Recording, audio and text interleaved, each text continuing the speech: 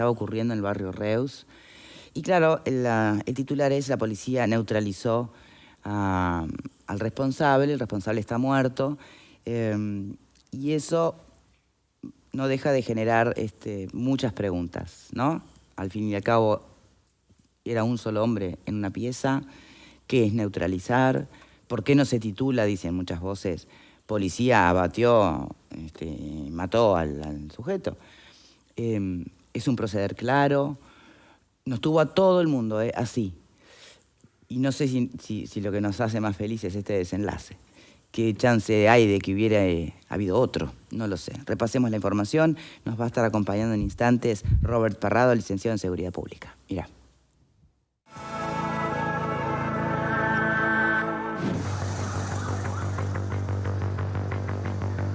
Pablo Bonanata llegó al comercio de la calle Blandengues y Porongos al mediodía de este miércoles. El local mayorista pertenece a su hermano y a su hermana, con quienes estaba decidido a arreglar cuentas. Arma en mano ingresó y comenzó a disparar. La confusión fue inmediata. Se escucharon los disparos en la zona a esa hora con intensa actividad comercial y rápidamente se dio aviso de una posible rapiña. No lo era. Era el final de un conflicto familiar. El hermano de Bonanata no estaba porque viajó a Miami. La hermana sí estaba y fue la primera que recibió los balazos del atacante. Otra mujer, cuñada del dueño, resultó baleada y también un encargado que recibió un disparo en una mano. Mientras el primer policía entraba al comercio y luego llegaron más, una decena de empleadas intentaba primero refugiarse y luego huir. Después de volver a disparar cuando entraba la policía y de dejar salir algunos rehenes, Bonanata terminó encerrado en una habitación. Mientras trasladaban a los heridos a centros de salud, el fiscal de flagrancia, Fernando Romano, dejaba el caso al de homicidio Carlos Negro. Negociadores del Ministerio del Interior comenzaron a comunicarse con el hombre que decía tener un rehén. Le pidieron prueba que nunca dio, pero esto fue dilatando el asalto al lugar. Su abogado, el ex juez Juan Carlos Fernández Lequini, también intentó convencerlo de que se entregara. Cuando la policía concluyó que no había rehenes, ingresó la Guardia Republicana. Tiraron la puerta abajo y un agente disparó contra Bonanata. 3 balazos impactaron por encima de la cintura. Malherido, fue trasladado al Hospital Español, donde murió poco después.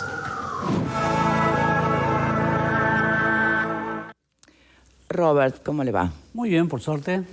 Bueno, una primera reflexión del episodio de ayer. Bueno, lo primero era un evento delictivo donde había una toma de rehenes, que eso después se va develando sobre el accionar, ¿no? Por otro lado, uno lo que vio durante ese tiempo, más todo lo que después se va aclarando, opiniones diversas, digo, ¿no? De cómo es el procedimiento, qué es lo que se hace, y eso tiene reglas muy claras, y uno cuando hay eventos de esta naturaleza se dan una rapiña que puede llegar la policía y toma rehenes, puede haber un hecho terrorista como hemos visto en otros países, puede haber un copamiento que termina con toma de rehenes, o sea, hay muchas situaciones que pueden terminar de la misma manera.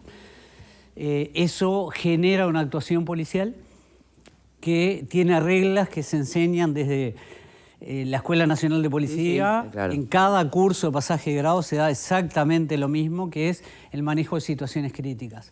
O sea, que tiene reglas muy claras de cómo funciona. Hay un jefe de incidente, lo siguen un par de personas en esa tarea, hay un equipo táctico. Muchas cosas no las vamos a decir ordenadas porque de alguna manera es como que dejas preparado a los delincuentes para el futuro, ¿no? Pero sí uno tiene claro que hay un proceso con negociadores, que de alguna manera tienen determinadas reglas los negociadores, el equipo táctico, la persona que está a cargo. Se cierra la zona, es una zona complicada porque ahí creo que hay un efecto interesante también a destacar, que todos los que alguna vez fuimos a comprar algo en el barrio, automáticamente empatizás geográficamente. Vos decís, yo estuve ahí, yo pasé por ahí, mirá dónde era. Eso te genera algo más. Y por otro lado, lo que significa una toma de rehenes. Más allá de que este caso tiene particularidades, estamos tratando de manejarlo en forma general, ¿no? Una víctima de esa situación vive desde la negación a el pánico, un miedo enorme, empieza a pensar qué puede pasar cuando entre la policía, me va a matar, no me va a matar. es de las peores situaciones que se pueden vivir desde el punto de vista delictivo cuando hay una persona que se para en ese perfil de agresor. Agregale las características del agresor, que eso implica el negociador conversando, dándole información a su canal y flujo de procedimiento, estudiar un poco qué perfil tiene y lograr tener más información. Ustedes vieron ayer que hubo 2 abogados, el ex juez Fernández Lecchini y la doctora Robato, que fue las que vi en imágenes, que ahí también había información. Seguramente la policía también tomó debida nota de esa situación para actuar. Y el final, que es la parte más complicada, que habitualmente el ego, el que no conoce cómo funciona, es una vida. Digo, y uno siempre en ese sentido se para muy firme y analiza mucho. Tomando en cuenta además que la policía en su accionar está bajo el escrutinio del Poder Judicial y de la opinión pública, que eso pasa siempre, siempre. En este caso en particular, aún teniendo certeza de si había rehenes o no había rehenes, el equipo táctico en algún momento iba a ingresar sabiendo que habían habido disparos y que había armas adentro, e incluso puede pasar que se ingrese también habiendo rehenes. O sea, eso ha pasado en el mundo, hay experiencias notorias. Si no me equivoco, una, la que me acuerdo grave, importante, fue la de la Embajada de Japón en Perú, si mal no recuerdo, donde hubo un episodio muy intenso que fue noticia a nivel mundial. Y creo que había incluso un uruguayo también en esa situación. Por lo tanto, es muy amplio, muy vasto y merece análisis más puntuales, ¿no? Esa sería la reflexión general para poner el tema en la discusión correcta, ¿no? Bien, por acá, Fernando. ¿Se puede considerar un éxito el operativo si la persona involucrada la mataron? Desde el punto de vista profesional, yo escuché comentarios al respecto, pero desde el punto de vista profesional es un procedimiento ajustado a la formación, a las normas, al Estado de Derecho. No, de eso no tengo duda, No, pero terminó el involucrado terminó muerto. Termine muerto o herido, el insistir si se le tiró de la cintura para arriba o de la cintura para abajo profesionalmente es irrelevante. Digo, abogados tenemos, estás vos sola, ¿no? Pero hay un término que uno incorpora, pero por formación diferencial, que es la policía tiene como norte de actuación, que es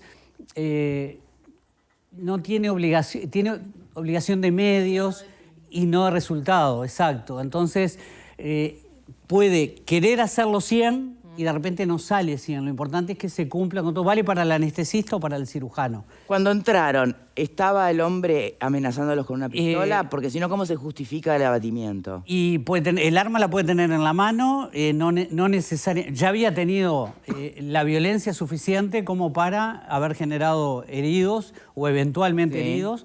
Si el arma estaba en su mano, estaba a su alcance, de ahí a atacar es nada. O sea que cuando se dice neutralizar o abatir, porque el abatir en realidad es el resultado de la acción de los policías que intervinieron.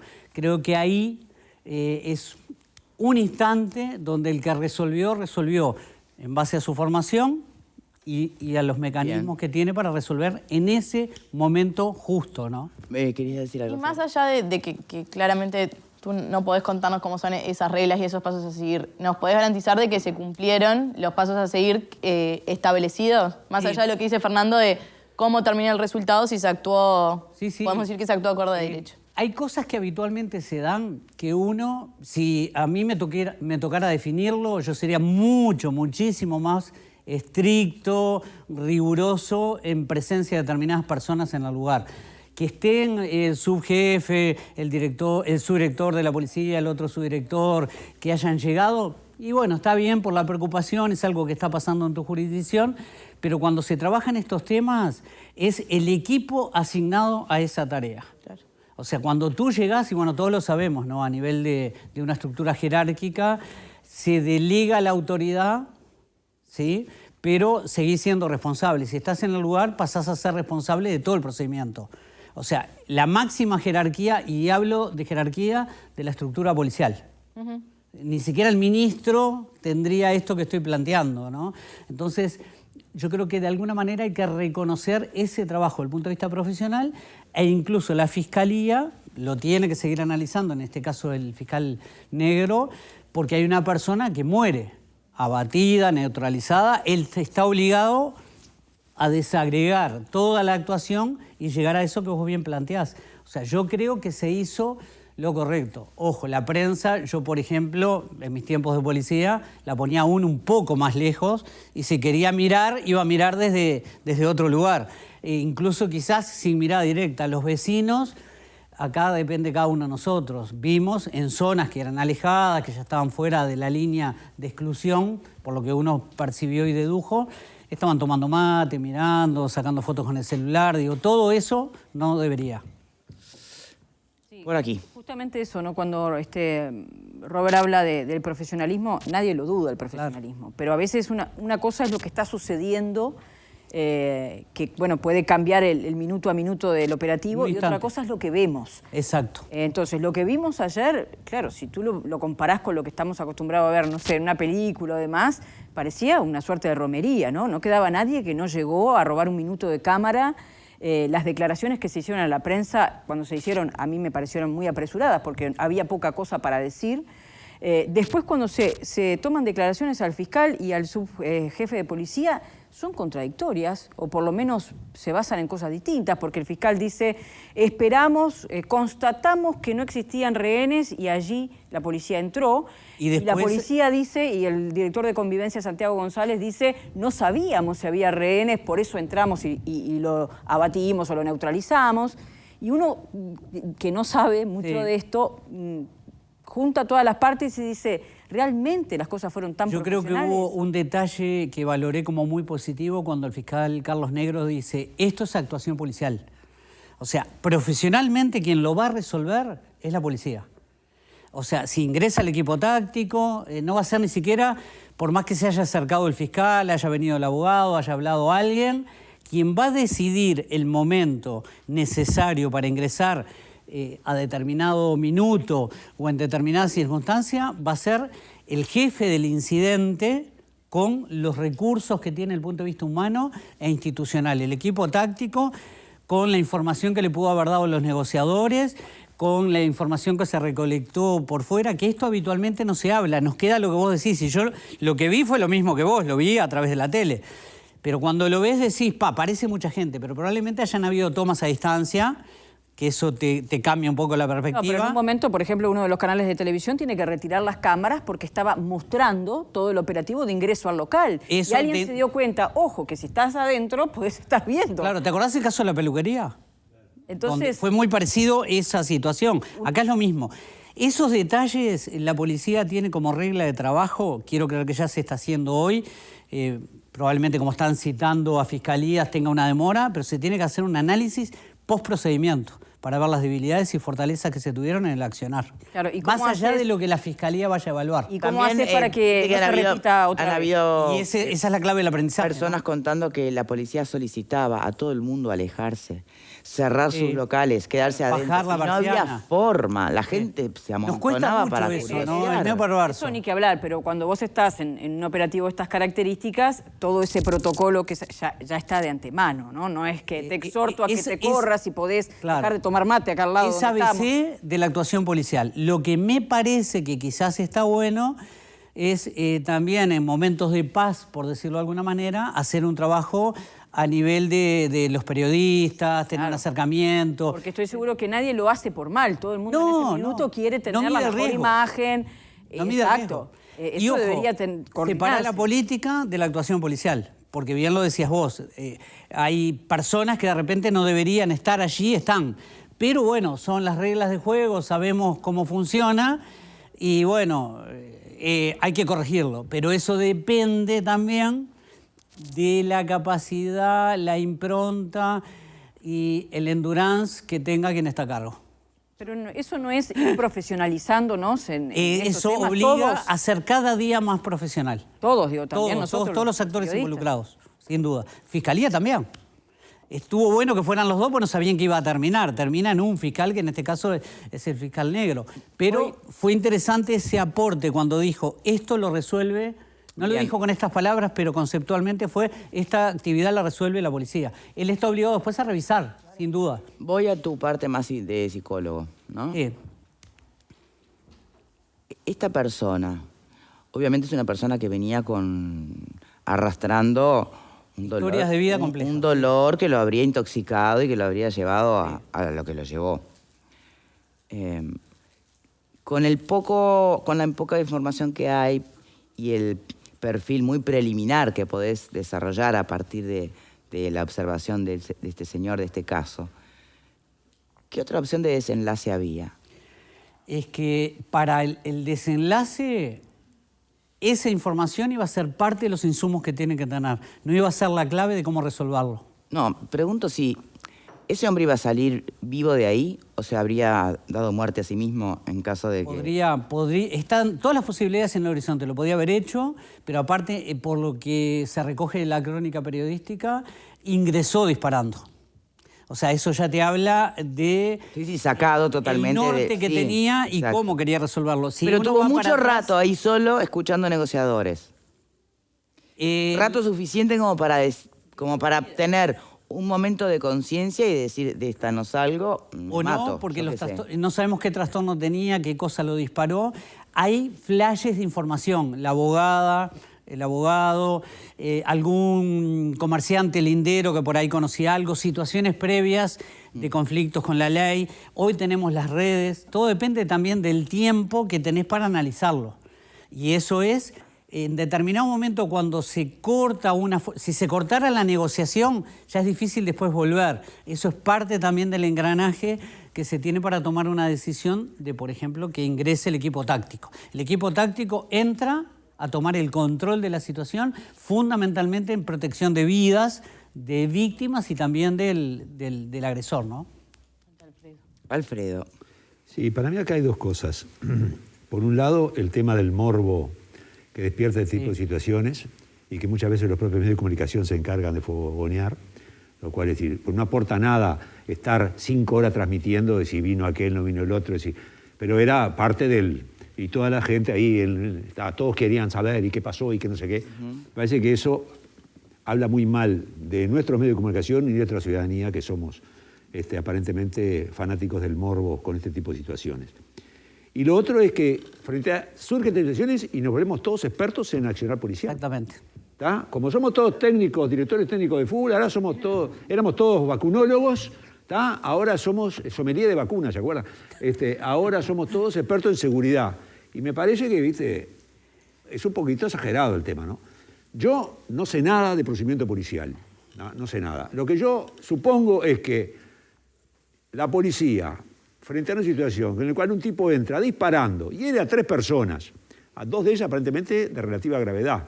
No sabes qué tipo de arma, puede ser revólver o pistola, eso depende de la cantidad de balas que puede tener. Si es una pistola puede tener 15 en el cargador. O capaz que tenía acá, y en revólver tiene 6. Sí, pero él podía tener más cargadores. Podía tener más, exacto, no sabemos. Pero es un tipo que no entra, no es lo de la joyería no hirió a nadie. De la joyería Claro, no, yo te decía el de la peluquería. De la peluquería, perdón. No. Ah, sí, de la peluquería, tenés razón. Sí. Estaba la joyería. La joyería fue el que entró disfrazado. Sí, claro. Entonces, yo creo que desde ese punto de vista, yo trato de ponerme en el lugar de los policías del cuerpo táctico que entraron. Un tipo que entró a los balazos, hirió a 3 personas, se encierra en el baño y dice que tiene un rehén, no sé qué. Entonces ahora estamos cuestionando si le tiraron arriba la cintura, abajo la cintura, no sé. Pará, papá, me parece un poquito exagerado, ¿viste? Yo confío en que lo forman desde chiquitos. Y frente al riesgo, si vos estás ahí, vos sos el policía, tirás la puerta del baño, ¿y qué puedes esperar? No sabés qué puedes esperar. Podés ser un gran tirador, y yo siempre pongo el mismo ejemplo. Desde mis jóvenes años en la policía, cuando haces práctica de tiro tenés lo que llamamos el panó, una figura humana. Sí. ¿Dónde está el 10? Que tenés que apuntar al 10 para tener buena nota en tiro, ¿no? La cabeza. Acá. En el corazón. Es el pecho. El pecho. Es lo que se denomina zona de muerte. ¿Querés matar? No, no querés matar. Porque es mentira que le va a disparar para matar. Pero es el lugar donde tenés más certeza de inhabilitar, de neutralizar. De abatir. De abatir. Que no tiene nada extraordinario. ¿Y por qué es abatir? Porque la policía está cumpliendo con su deber. Es la fuerza pública, es el brazo armado del Estado. No está ultimando a la persona porque tiene ganas. No está cumpliendo con su tarea. Si el 10 si tuvieras que tirarle a la pierna, al dedo gordo del pie, el 10 estaría ahí cuando hacemos práctica. Acá sería 0. El brazo sería 10. Es mucho más difícil y el riesgo de herir a terceros, además. O sea, no quiero usar la frase de hay que estar ahí, como decía algún jerarca histórico. Es el entrenamiento lo que te da eso. Incluso en el juzgado a veces, pero es un tirador muy bueno. Sacaba casi 10 en sus cursos, ¿sí? Con este criterio que acabo de explayarme un chiquitito. Bueno, y hay algunos que son mejores tiradores y otros no, pero vos lo que asegurás es que logres el resultado con tu acción en esa situación concreta. Porque en otras van a decidir como, a ver, uno tuvo una experiencia de un tiroteo en la vía pública y vos tomás decisiones incluso de no disparar a veces. Y el no disparar genera un resultado que lo viste, lo intuiste, salió, porque podrías haber herido a un inocente o no tenías certeza si ese disparo era el ajustado en ese momento. Y eso depende de cada policía. Claro, yo lo que quería marcar concretamente es que hay que estar en esa situación. Sin duda. ¿Tá? Y por favor, no vengan ahora con el tema de los típicos politización de esta situación a decir brutalidad policial y no sé qué. Porque te quiero ver si vos sos el policía pero que está no creo que nadie salió con eso. No sé, ¿viste? Pero siempre algún güey corneta sale. Ahora, no sé qué pasa en otras partes del mundo, pero ¿no sería bueno tener también a alguien especializado en la comunicación de este tipo de procedimientos? Bueno, porque este lío sí. de la cintura para abajo y la cintura para arriba, que Totalmente ninguno de nosotros de acuerdo. sabía ni nos habíamos planteado, lo instala el propio subdirector cuando Desde que en la misma declaración evidentemente Sí, tuvo un furcio. Yo me di cuenta, creo que en el fragor Y claro, de la y comunicación... todos Canelones tiene un vocero que me parece muy buen comunicador, que es el vocero de la jefatura Canelones. En su momento, bueno, Bomberos lo tiene, la Suprema Corte lo tiene, hay que Pero sacarse el sombrero me con el que refiero a tiene. estas Yo creo que el situaciones Ministerio extremas, en ¿no? estas situaciones debería tener una única persona que se comunique con los medios y, digo más, en el transcurso de los procedimientos, ni siquiera el fiscal habla. Claro, eso lo dice Robert. Pero a lo que voy es que me parece que hay que ser ¿Y en otros mucho más lugares cómo es? estricto y mucho más profesional. La Fiscalía tiene un vocero, pasa que sabe demasiado poco de todo, entonces no pero nos el ha tema es- rendido. No, de verdad, no nos ha rendido las veces que hemos yo me intentado refería a este tipo de hacerle situaciones. No, en preguntas. esta Donde situación vos tenés una que sola tener- persona dice, bueno, se está actuando, se está haciendo esto, ¿Sí o están no? interviniendo los donde vos negociadores. tenés que tener un entrenamiento especial para saber qué cuidar, qué no cuidar. Lo deberíamos tener. Y Yo hay vidas en el medio. Comparto contigo, en este procedimiento y en otros. Sí, eso es lo que me refiero. O sea, yo creo que lo debe tener. Lo hemos planteado más de una oportunidad a todas las autoridades.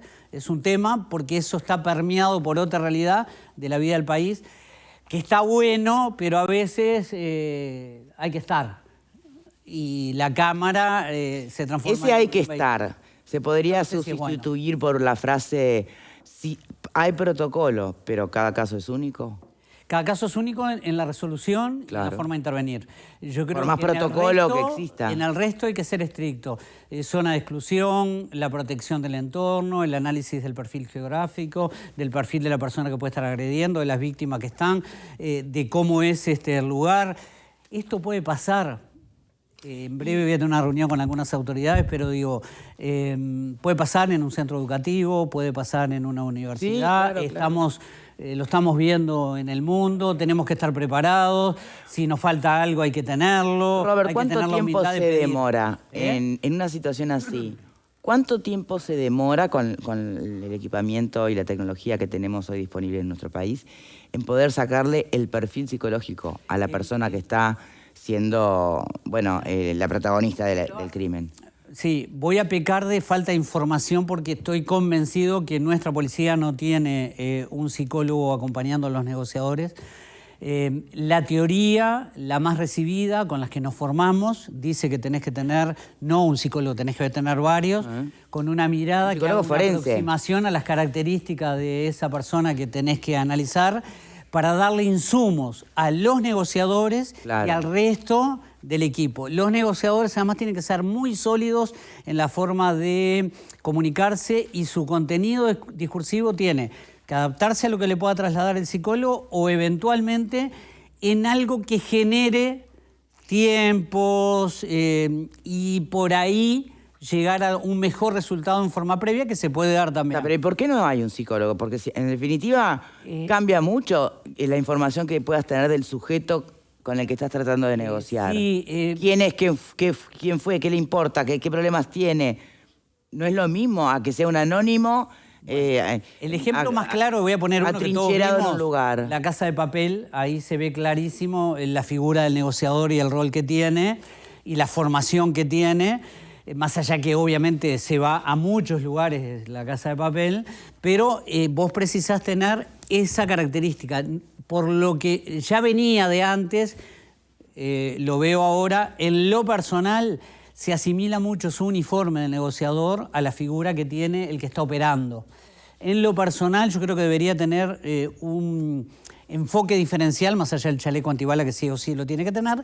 Pero bueno, son detalles que quizás porque la ola viene de determinada manera y cuesta desarmar o destrabar o transformar o a veces te mimetizás, se mantiene así. Pero eso es lo que yo creo, que no soy el dueño de la verdad, ¿no? Es mi mirada desde el punto de vista profesional. Bien, ¿querías decir algo, Fer? No, una cosa que quería decir era reivindicar el papel de los medios. Me parece que los medios muestran lo que el público quiere, hay un hecho inusual, con características espectaculares y me parece que los medios es lo que tenemos que hacer. Está bueno, pero lo que en un procedimiento de esto, a ver, a mí me pasaba. Pero ponía la prensa lejos por una cuestión de seguridad. No, en ese aspecto sí lo decía lo decía por el comentario de Alfredo, que los medios que alimentan el morbo y que no sé cuánto. ¿No lo alimentan para vos? Yo creo que no lo alimentan, que lo que tiene que mostrar. El morbo es de cada uno que elige verlo o no verlo. Me parece que el rol de los medios es mostrar lo que pasa y en este caso me parece que... la vecina de otra cuadra a ver si conocía, había ido a comprar la tienda. Lo otro que yo quiero consultarte es...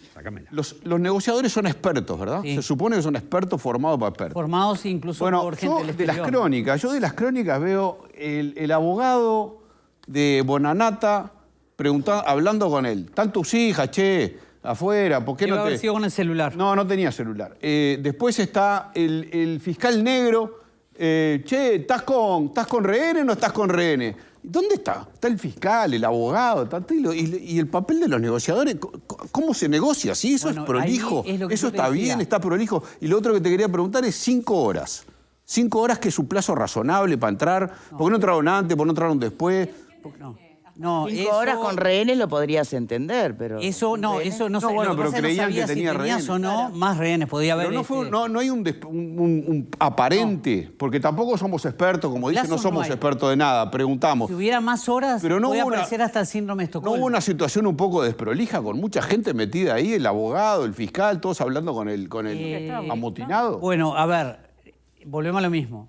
Tiene que ver con cómo nos paramos frente a determinadas cosas. Si a mí en lo personal estás a cargo de ese operativo, el negociador es el que va a valorar la pertinencia o no de que hable el abogado, y no solo, porque el equipo negociador responde a la estructura jerárquica de ese incidente. En este caso, él había solicitado al fiscal y a su abogado. Claro, y ahí, si lo solicitó, son los negociadores que valoran la pertinencia de que esté o no esté. Alguien valoró que esa comunicación que era aportaba favorable, algo. podía funcionar. Un negociador dijo, dale vos. Me imagino que No le dice, llegará gente a hablar sí, con para qué va. Tiene que consultar. Dale vos, fiscal. Y eso se resuelve y se habla. Pasó toma rehenes en un vehículo. Y circulando el vehículo en las rutas nacionales estaba pidiendo que el juez se acercara y que el juez hablara.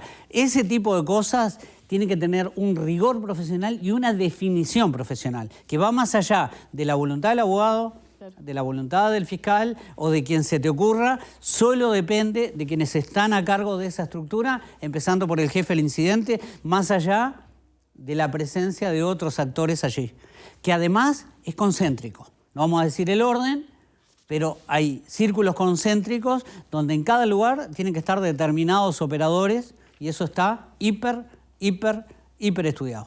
O sea, si no se hizo, hasta quien de repente tiene que evaluar incumplió con normas que quizás no conoce. Ahora, cuando vos más allá que no es regla, ¿no? En el escenario al subjefe de policía, tenés al director de convivencia. ¿Quién es el que dice que 5 horas son suficientes? Ahora... No hay una forma de decir, porque puede pasar que se entienda por el equipo. ¿Eso lo define un equipo? Lo decide desde el jefe de incidente a todas las áreas que intervienen ahí. El equipo táctico, que es autónomo, pero depende de la estructura. El equipo negociador, que tiene autonomía técnica, pero depende de la estructura. Ahí nadie resuelve por sí, es un equipo. ¿Por qué los negociadores no le dijeron que hiciera hablar a su supuesto rehén y dijera su nombre? Bueno, es obvio que lo intentaron. Digo, o sea, hay gente haciendo preguntas que son obvias. Por favor, lo que no pasó no es porque no se preguntó, es porque no habrán querido. No. O seguramente... Aparte tiene, pero ojo, el contenido discursivo del negociador tiene reglas, que no las vamos a decir por razones obvias. Está claro, pero tiene reglas de cómo pararse ante determinadas cosas. Y eso a su vez es parte de la formación que tienen. Si no, lo contrario es como que tenés una estructura y venimos y la tocamos donde queremos. ¿A todo esto había o no había otra persona más con él? No, al final resultó que no. No estaba. Claro, eso es lo que no quedó claro entre la ¿Y eso declaración dónde de Fiscal queda? con, lo del, Claro, con y la eso policía. Pero ahí está el tema del las vocero. 5 horas, la forma, Claro. Pero bueno, en tanto Bueno, se supone que le sigan... tiraron arriba de la cintura por eso también, ¿no? Sean Por los rehenes. aprendizajes. No, yo creo que Por los rehenes. Reflexión final de nuestro invitado, por favor. ¿De qué? Reflexión final suya. A la reflexión final, yo creo que hay que tener la firmeza de espíritu para entender que cuando uno está cumpliendo con su tarea y desde el punto de vista profesional, se hace como se debe hacer, con la confianza, el compromiso, la empatía y el saber que lo que estás haciendo es lo correcto. Después lo demás se dirime donde se tenga que dirimir y cuando uno va con la verdad, veremos qué pasa. Robert Parrado, muchísimas A ustedes. gracias. Tenemos que hacer una pausa.